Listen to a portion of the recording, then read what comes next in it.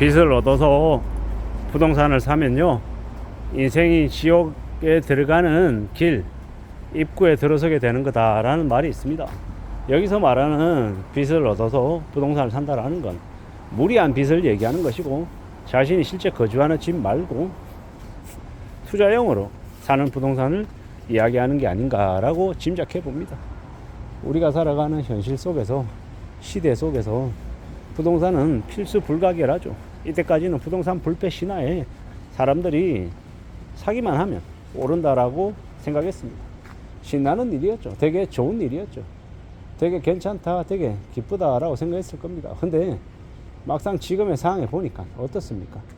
애사롭지 않죠. 생각만큼 잘 안 되죠. 씁쓸하고 답답하고 안타까운 일들이 많이 생기잖아요. 이제는 이제 어떻게 봐야 되겠습니까? 집을 사도 오르지 않고 되려 산 가격보다 내려갈 수 있다라는, 그리고 손해를 볼 수 있다라는, 감당 못할 이자나 원금 때문에 삶이 되게 불행해질 수 있다라는 이야기들을 많이 합니다. 이제 이미 그렇게 알고 있는 사람들이 많아서 이제는 쉽게 무리하게 빚을 지려고 하지 않죠. 그러다 보니까 어떻습니까? 그냥 이제 주어진 대로 살련다. 그냥 집 안 사고 임대로 살련다. 임대도 보증금이 많이 들어가는 전세 말고 월세로 살겠다. 월세 금액이 좀 높아도 월세로 지내련다. 이렇게 생각하는 사람들이 더 많아지죠. 이게 현실인 것 같습니다. 이런 현실 속에서 이제 또 살아가야 되는 거, 또 적응해야 되는 거고, 또 그렇게 또 익숙해지려고 애써야 되는 거죠. 그게 이제 앞으로 우리가 살아가는 길이 되는 겁니다. 함부로 무리하게 빚을 지면 금융권의 노예가 되어서 금융권들이 시키는 대로 30년, 40년 동안 이제 끌려다니게 된다라는 겁니다. 그걸 잘 생각하며 지낼 필요가 있을 것 같습니다.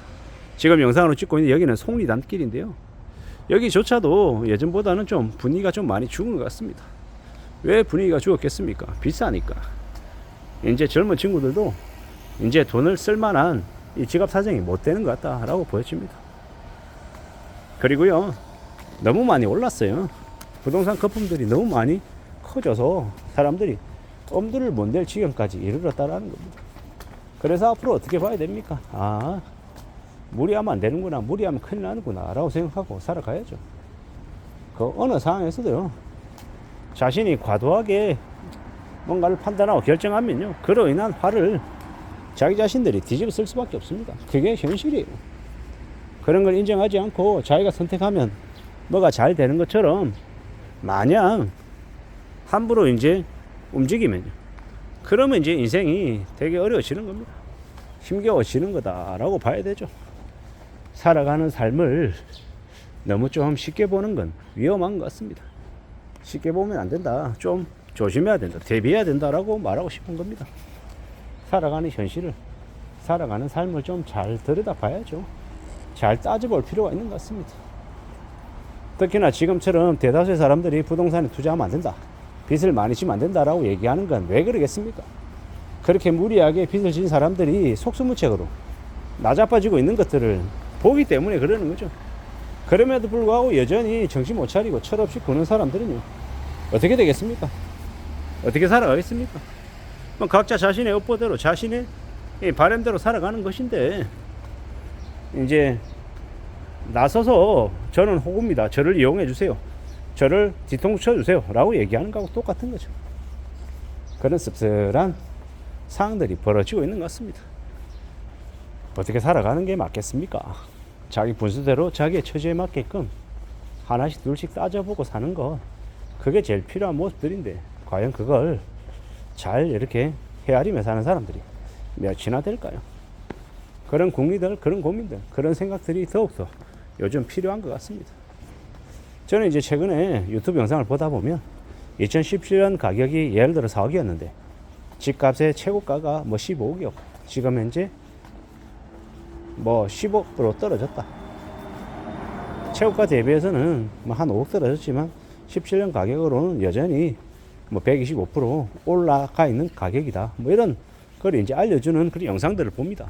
관심 가지고 보죠. 그 지역마다 주요 이제 아파트들의 가격 추이를 얘기해 주는데요. 그걸 듣다 보면 무슨 생각이 드냐면 4억짜리가 15억까지 갔다가 지금 10억이 됐다. 물론 그 10억이 되는 게 다시 4억으로 내려갈지 아닐지는 모르겠습니다만은 변동폭이 되게 컸구나. 그리고 4억 되던 게 15억까지 갔다가 지금 10억이었다라고 하면 그래 10억이 앞으로 7억이 되고 8억이 되고 6억이 될 가능성이 더 크겠구나. 더 아래로 내려갈 수 있겠구나. 이런 생각들을 해봅니다. 그냥 이건 순전히 저의 생각이죠. 집값이 4배가 뛰었다라는 건 나중에 그 집값이 4분의 1 토막이 돼도 하나도 이상하지 않은 거죠. 오른 가격만큼을 고스란히 반납하고 예전 가격으로 돌아간다 해도 그래 그럴 수 있겠구나라는 겁니다. 절대로 그럴 리 없다 이렇게 장담은 못하는 거고, 그렇게 가격이 내려가면 그래 그 가격으로 내려갔구나 그럴 수 있겠구나 라고 생각한다라는 거죠. 그게 이제 충분히 추정할 수 있는 추측할 수 있는 사항이 아닌가라고 조심스레 짐작해 보는 겁니다. 앞으로 우리가 살아가는 시대, 우리가 경험하는 현실들, 이러한 것들이 정확하게 딱 떨어질지 아니면 우리의 예상하고 좀 다르게 흘러갈지는 두고 봐야 합니다. 하지만 그럼에도 불구하고 잘 좀 이제 두고 봐야겠죠. 제가 개인적으로 생각할 때는 앞으로 한 3년이나 4년 뒤쯤이면 2017년 가격까지도 내려갈 수도 있겠다라고도 봅니다. 물론 3, 4년 뒤에 집값이 그렇게까지 내려간다라는 건 부동산 시장에 어떤 일이 벌어진다는 이야기입니까? 지옥이 펼쳐진다라는 이야기와 같은 의미죠. 많이 힘겹고 많이 어려울 것 같습니다. 그러한 때가 온다라는 걸 우리는 잘 생각하며 지내야 될 것 같습니다. 서울 기준의 주택구입 부담지수가 지금 뭐 155, 156 이 정도인 것 같은데 이게 100 이하로 95가 되고 90이 되고 이러면 이제 어떻게 됩니까? 전체적으로 봤을 때는 최소 30% 35%가 떨어진 가격일 때 그때 이제 보면 아 그래 이제 많이 내려왔구나 이제는 살 시기인가 보다 이렇게 추정하면 얼추 맞는 것 같다라고 예상합니다. 앞으로 우리가 살아가는 시대, 우리가 경험하는 현실들 여러 가지의 것들을 잘 좀 헤아리고 잘 따져보며 지내는 게 좋을 것 같습니다.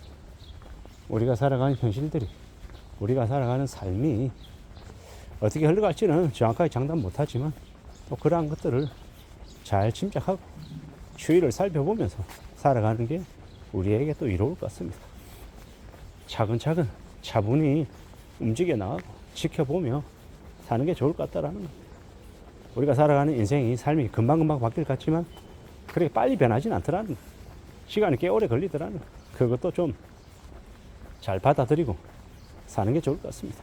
기다려보자, 좀 더 두고 보자, 좀 더 살펴보자 라고 말하고 싶습니다. 이상입니다.